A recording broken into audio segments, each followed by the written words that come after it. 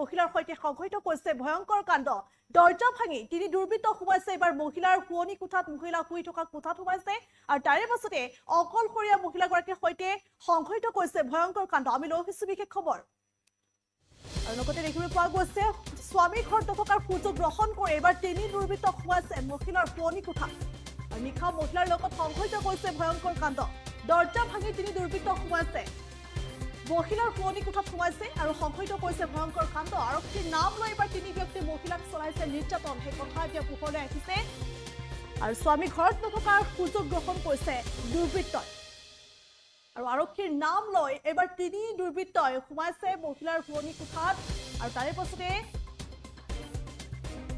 মহিলাগৰাকীৰ ওপৰত নিৰ্যাতন চলোৱাৰ কথা এতিয়া পোহৰলৈ আহিছে আৰু লগতে লুটি লৈ গৈছে ধন আৰু এই ঘটনা সংঘটিত হৈছে 16 ছেপ্টেম্বৰত এই ঘটনা সংঘটিত হৈছে আৰু তামাৰহাটৰ পলাশকান্দি গাঁৱৰ এজন যুৱকে কৰ্মসূত্ৰে বহিৰাজ্যত থাকে আৰু ঘৰত যুৱকজনৰ ঘৈণীয়েক অকলে থাকে আৰু অকলে থকাৰ সময়ছোৱাত স্বামী ঘৰত নথকাৰ সুযোগ লৈ এবাৰ 16 ছেপ্টেম্বৰত সেই মহিলাগৰাকীৰ সৈতে তিনি দুৰ্বৃত্তই ভয়ংকৰ কাণ্ড সংঘটিত কৰিছে নিশা ঘৰখনত উপস্থিত হৈছে তিনিজন লোক আৰু নিজকে তামাৰহাটৰ আৰক্ষী বুলি পৰিচয় দিছে আৰু পৰিচয় দি দৰ্জাত লাঠিৰে মাৰি থকাত অকলশৰীয়া মহিলাগৰাকীয়ে দৰ্জাখন খুলি দিছে আৰু পৰৱৰ্তী সময়ত দৰ্জা খুলি নিজ গাঁৱৰে দুজন লোক আৰু এজন অচিনাক্ত লোকক দেখি মহিলাগৰাকীয়ে ভয়তে চিঞৰিবলৈ আৰম্ভ কৰিছে আৰু তেনে সময়ছোৱাতে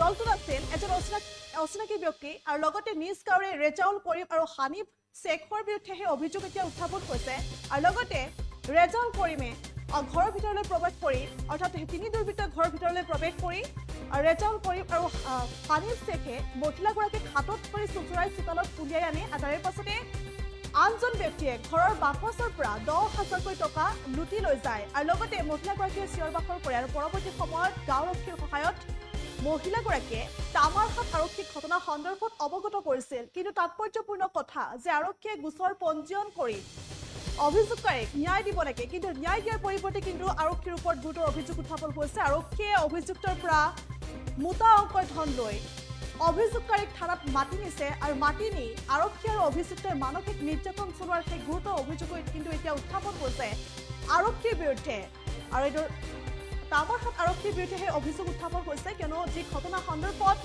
আচলতে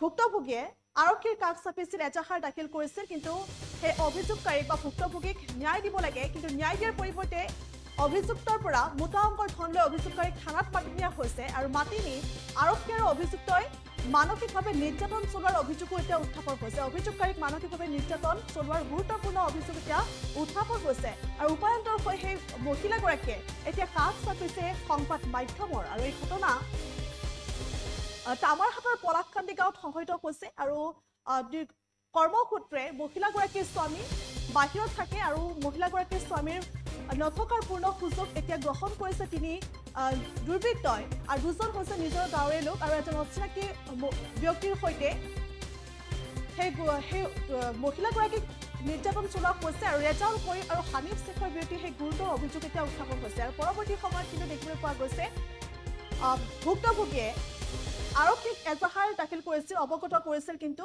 তাৎপৰ্যপূৰ্ণ বিষয় যে আৰক্ষীয়ে অভিযোগকাৰীক ন্যায় দিয়াৰ পৰিৱৰ্তে কিন্তু অভিযুক্তৰ পৰা মোটা অংকৰ ধন লৈ অভিযোগকাৰীক থানাত মাতি নি মানসিকভাৱে নিৰ্যাতন চলোৱাৰ এটা গুৰুত্বপূৰ্ণ অভিযোগ এতিয়া উত্থাপন কৰিছে আৰু উপায়ন্তৰ হৈ পৰৱৰ্তী সময়ত মহিলাগৰাকীয়ে কাষ চাপিছে সংবাদ মাধ্যমত এই সন্দৰ্ভত কিছু ভাষ্য আছে দৰ্শকলৈ আগবঢ়াইছো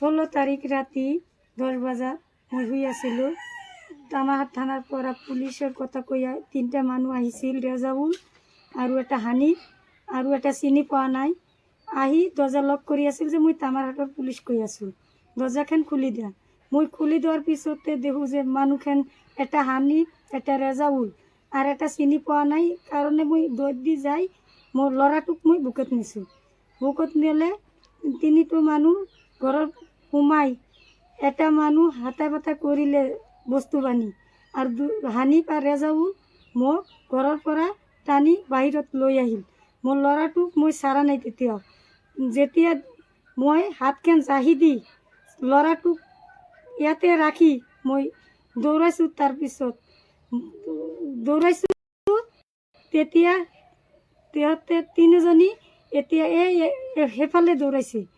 দৌৰাইলে মই কৈছোঁ মোৰ ভাচুৰৰ ঘৰত গৈছোঁ, মোৰ ভাচুৰক ডাকিছোঁ, উঠা নাই। মোৰ যাওঁটো বাহিৰত আছিল, দৌৰি আহি দেখে যে তিনিটা মানুহ যাই আছে। মই দৌৰি ছেক্ৰেটাৰী বাৰীত যাই কথাখিনি জনাইছোঁ।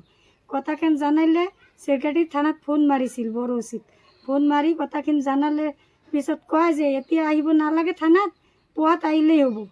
তে মই পুৱাত গৈছোঁ, পুৱাত জানাই এটা কেছ দি থৈ আহিছোঁ।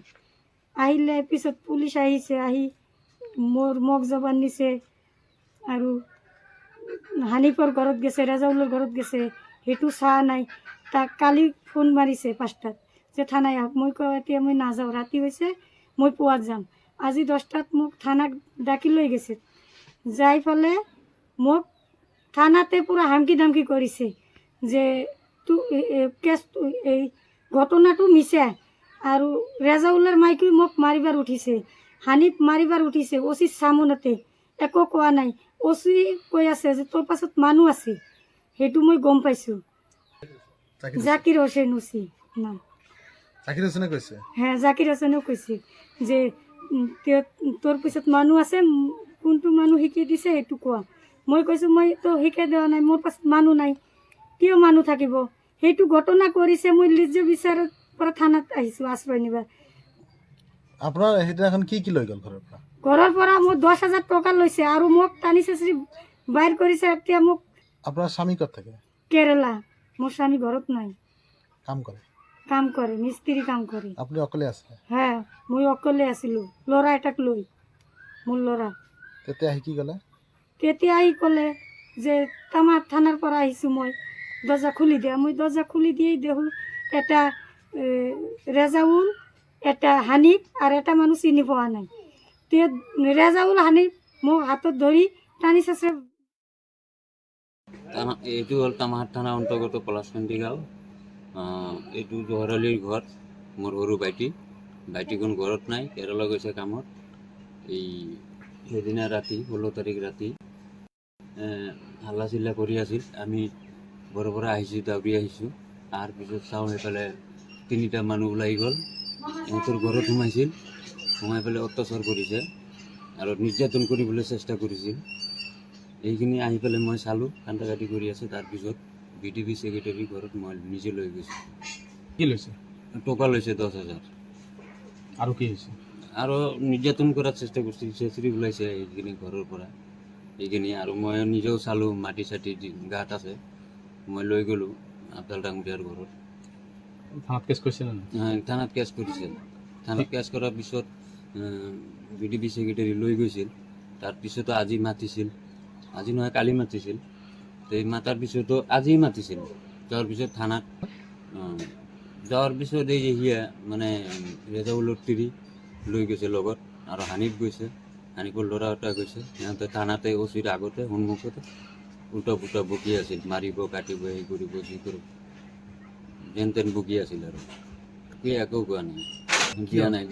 কিয় দিয়া নাই? কিয় দিয়া নাই এইটো আমিতো কেছ দিছোঁ এটা ন্যায় পাবৰ কাৰণে। সেইকাৰণে এইটো এটা ভাল কিবা এটা কৰি দিব লাগিছিল। টকা পইচা খাই দিছে হয়তো, সেইকাৰণে কৰা নাই এই কামখিনি। আমালোকেতো দৰিদ্ৰহীন মানুহ, আমালোকেতো দিব নোৱাৰোঁ টকা পইচা, দুখীয়া মানুহ। আমালোকে ন্যায় বিচাৰোঁ, নিজ যদি সেইটোৱে বিচাৰোঁ। এই হানিফহঁতৰ ঘৰ ক'ত?